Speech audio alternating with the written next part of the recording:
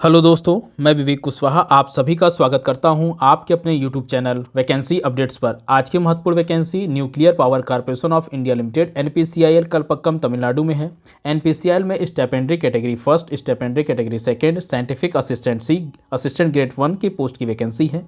आइए वैकेंसी को डिटेल में देखते हैं। स्टेपेंड्री कैटेगरी सेकंड की वैकेंसी के लिए, जिसके अंतर्गत आपका plant operator, fitter, instrumentation, electronic mechanic, electrician, plumber, welder और कारपेंटर की टोटल 31 वैकेंसी है, जिसमें 14 अनरिजर्व के लिए, 2 ईडब्ल्यूएस के लिए, 5 एससी के लिए, 7 ओबीसी एनसीएल के लिए और 1 पीडब्ल्यूबीडी कैंडिडेट्स के लिए निर्धारित है। एक कैटेगरी सेकंड के लिए, स्टेपेंड्री कैटेगरी सेकंड के लिए आपके आईटीआई कैंडिडेट्स एलिजिबल होते हैं। नेक्स्ट देखते हैं, आगे हम डिटेल में इसेंशियल क्वालिफिकेशन देखेंगे। नेक्स्ट हमारी स्टेपेंड्री साइंटिफिक असिस्टेंट कैटेगरी फर्स्ट, जिसमें physics, chemistry, mechanical, electrical, instrumentation, electronics, जिसमें टोटल 17 पोस्ट की वैकेंसी है, 17 वैकेंसी है, जिसमें 8 अनरिजर्व के लिए, 1 ईडब्ल्यूएस के लिए, 2 एससी के लिए, 1 एसटी के लिए और 4 ओबीसी एनसीएल के लिए निर्धारित की गई हैं। आगे देखते हैं, हमारी नेक्स्ट वैकेंसी है साइंटिफिक असिस्टेंट ग्रेड सी, जिसमें सेफ्टी सुपरवाइजर की वैकेंसी है, जिसमें टोटल 1 वैकेंसी है और 1 पोस्ट अनरिजर्व के लिए निर्धारित है। नेक्स्ट है assistant grade first HR F&A C&MM, हमारी पहली पोस्ट है असिस्टेंट ग्रेड फर्स्ट 1 एचआर, जिसमें 1 वैकेंसी है अनरिजर्व के लिए।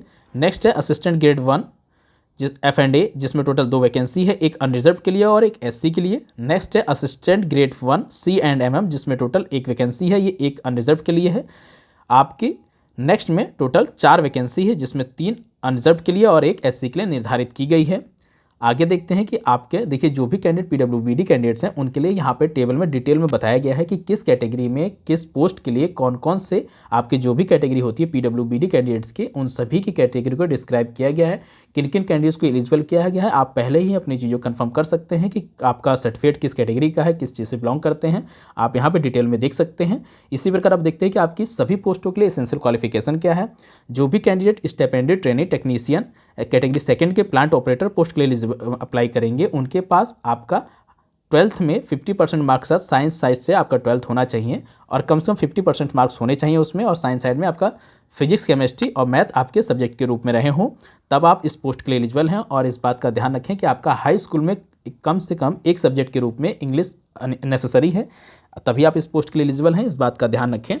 नेक्स्ट है मेंटेनर कैटेगरी सेकंड के अंतर्गत अभी हम सब कुछ देख रहे हैं। इसमें मेंटेनर के लिए आपका हाई स्कूल में 50% मार्क्स होने चाहिए और आपके पास आईटीआई सर्टिफिकेट होना चाहिए फिटर ब्रांच से, तब आप इस पोस्ट के लिए एलिजिबल हैं। और सेम कंडीशन है आपकी कैटेगरी सेकंड के सभी पोस्टों में आपका हाई स्कूल में एक इंग्लिश सब्जेक्ट के रूप में अवश्य रहा हो, तभी आप इनमें से किसी भी पोस्ट के लिए एलिजिबल हैं। अदरवाइज आप स्टेपेंड्री कैटेगरी सेकंड की किसी भी पोस्ट के लिए एलिजिबल नहीं हो पाएंगे और सबकी अलग अलग एसेंशियल क्वालिफिकेशन है, इस बात का ध्यान रखें। जैसे नेक्स्ट है इंस्ट्रूमेंटेशन, इलेक्ट्रॉनिक्स, मैकेनिक, इसमें भी आपके पास हाई स्कूल में 50% मार्क्स होना चाहिए और आपका हाई स्कूल के साथ साथ आपके पास आईटीआई सर्टिफिकेट होना चाहिए। आईटीआई सर्टिफिकेट आपका देखिए यहाँ पे industrial electronics instrumentation, information technology and electronic system maintenance, power electronic systems, instrumentation, mechanic in power plant, इनमें से किसी भी एक सब्जेक्ट में यदि आपके पास आईटीआई सर्टिफिकेट है और आपका हाई स्कूल में 50% मार्क्स हैं साइंस साइड से, अगर आपने हाई स्कूल किया है, तब आप इस पोस्ट के लिए एलिजिबल हैं, इस बात का ध्यान रखें आप सभी कैंडिडेट। नेक्स्ट है इलेक्ट्रीशियन, इसमें भी आपका आईटीआई के साथ साथ आईटीआई में आपका इलेक्ट्रीशियन ट्रेड से आपका आईटीआई होना चाहिए और 50% मार्क्स होने चाहिए आपका हाई स्कूल में और साइंस साइड से हो, तभी आप इस पोस्ट के लिए एलिजिबल हैं। नेक्स्ट है प्लम्बर, इसमें प्लम्बर सर्टिफिकेट होना चाहिए आपका आईटीआई सर्टिफिकेट में, आईटीआई में आपका प्लम्बर से आईटीआई सर्टिफिकेट हो आपके पास और 50% मार्क्स के साथ। नेक्स्ट है वेल्डर, इसमें भी आपके हाई स्कूल में 50% मार्क्स के साथ साथ वेल्डर ट्रेड में आपका आईटीआई सर्टिफिकेट होना नेसेसरी है, तभी आप इस पोस्ट के लिए एलिजिबल हैं। नेक्स्ट है कारपेंटर, आपके हाई स्कूल में 50% मार्क के साथ साथ आईटीआई सर्टिफिकेट होना चाहिए कारपेंटर ट्रेड में। और देखिए इन सब्जेक्टों के साथ साथ आपका एक फिजिकल स्टैंडर्ड भी निर्धारित किया गया है एनपीसीआईएल की तरफ से, जिसमें आपका मिनिमम वेट 45.5 kg निर्धारित किया गया है और आपकी जो हाइट है 160 सेंटीमीटर निर्धारित की गई है। कम से कम आपका इतना होना ही चाहिए एलिजिबिलिटी के लिए, आपको फॉर्म अप्लाई करने के लिए, अदरवाइज आप इस पोस्ट के लिए एलिजिबल नहीं होंगे। अब नेक्स्ट देखते हैं essential qualification stipendiary trainee scientific assistant B category first की देखते हैं कि आप क्या क्या क्वालिफिकेशन मांगी गई हैं किस पोस्ट के लिए।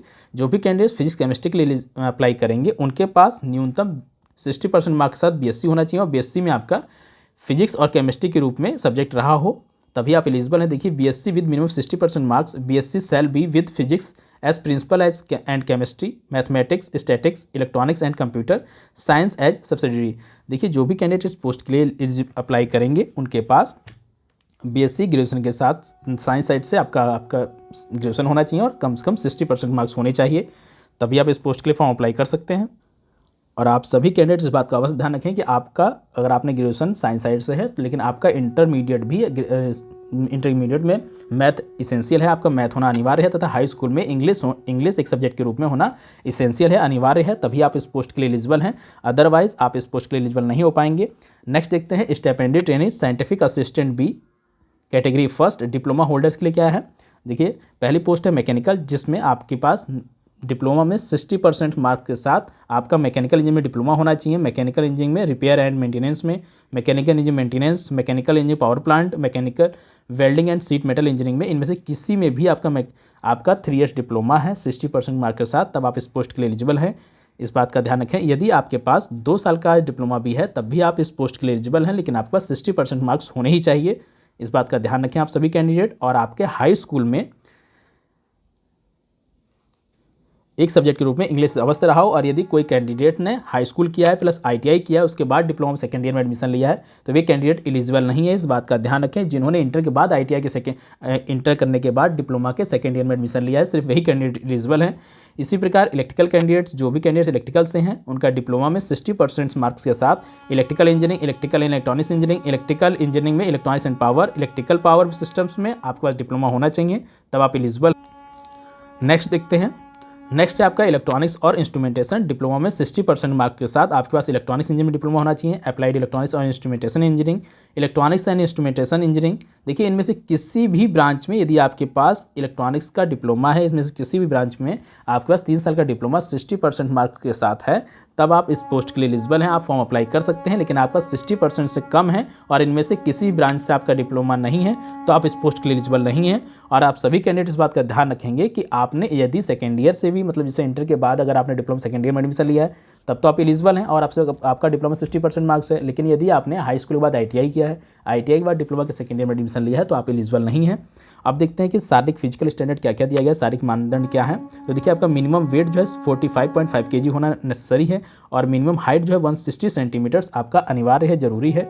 इसी प्रकार हमारी नेक्स्ट वैकेंसी है scientific assistant C safety supervisor की पोस्ट है, जिसके लिए आपके पास 3 ईयर्स डिप्लोमा होना चाहिए मैकेनिकल इंजीनियरिंग में, इलेक्ट्रिकल इंजीनियरिंग में, सिविल इंजीनियरिंग में, केमिकल इंजीनियरिंग में और केमिकल एंड प्रोडक्शन इंजीनियरिंग में। और आपका ध्यान रखें कि आपके पास ये इंटरमीडिएट के बाद होना चाहिए मिनिमम 50% मार्क के साथ, तभी आप इस पोस्ट के लिए एलिजिबल हैं।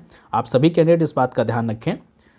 नेक्स्ट है हमारी assistant grade first HR F&A CMM, जिसके लिए आपके पास एसेंशियल क्वालिफिकेशन किसी भी सब्जेक्ट के साथ आपका बैचलर डिग्री होना चाहिए मिनिमम 50% मार्क के साथ, और आपका एक रिकग्नाइज्ड यूनिवर्सिटी से किया गया हो बैचलर डिग्री, तभी आप इस पोस्ट के लिए एलिजिबल हैं। और असिस्टेंट ग्रेड पोस्ट के लिए आपके पास एसेंशियल जो है आपका स्किल टेस्ट में टाइप राइटिंग टेस्टिंग होगा, आपको टाइपिंग करना होगा 30 शब्द प्रति मिनट अंग्रेजी में।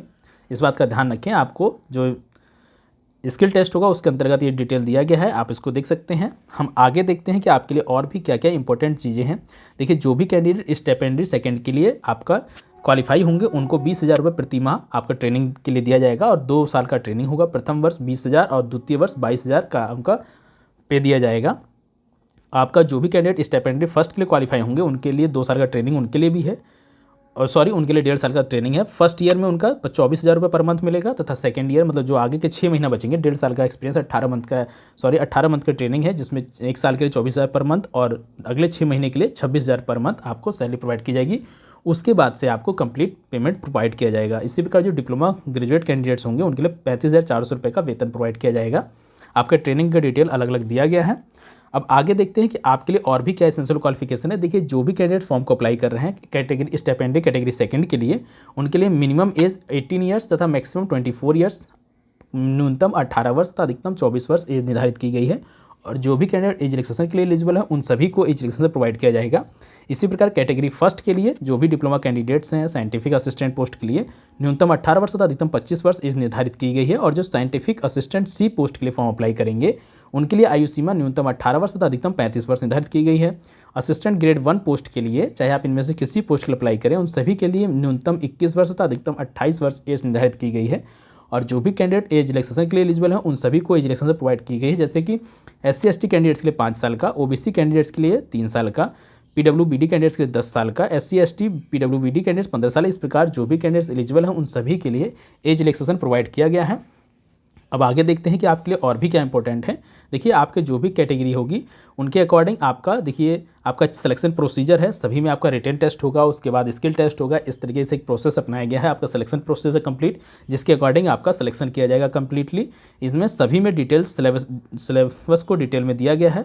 अभी हम देखिए अगर मैं आपको एक एक सिलेबस बताने लगूँ तो बहुत लंबा प्रोसेस हो जाएगा, हम शॉर्ट में देख लेते हैं कि आपके लिए क्या क्या इंपॉर्टेंट है। देखिए अब आपके लिए जो एप्लीकेशन फ़ीस है, आपकी एप्लीकेशन फ़ीस जो भी कैंडिडेट स्टिपेंडरी फर्स्ट के लिए अप्लाई करेंगे उनके लिए देखिए आपका 150 रुपये की फ़ीस देनी होगी, 150 रुपीज़ की फ़ीस देनी होगी सिर्फ जनरल, EWS और OBC कैंडिडेट्स के लिए, बाकी सभी के लिए कोई फीस नहीं है।